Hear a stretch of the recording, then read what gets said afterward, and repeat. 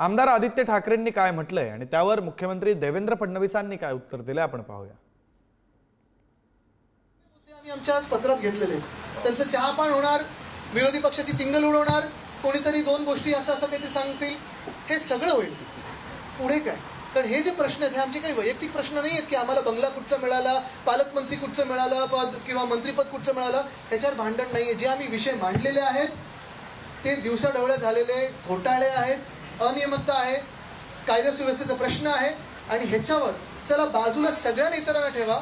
मुख्यमंत्री जे सांगत होते आणि अजूनही सांगतात की आम्हाला विरोधी पक्षाबरोबर संवाद वाढवायचा आहे, शिवसेना उद्धव बाळासाहेब ठाकरे पक्ष असेल, काँग्रेस असेल, राष्ट्रवादी काँग्रेस शरदचंद्र पवार साहेबांचा पक्ष असेल, आम्ही हेच सांगतो जर तुम्हाला संवाद वाढवायचा असेल तर आम्हाला तुम्ही उत्तर द्या, कोण दोषी आहेत त्यांच्यावर तुम्ही कारवाई करा, त्याच्यात आम्ही तुमची साथ देऊ। त्यांनी ऍक्च्युअली हे जे काही 9 पानी पत्र दिलेलं आहे या पत्रात संपूर्ण पत्र हे वर्तमानपत्राच्या बातम्यांवर आधारित आहे।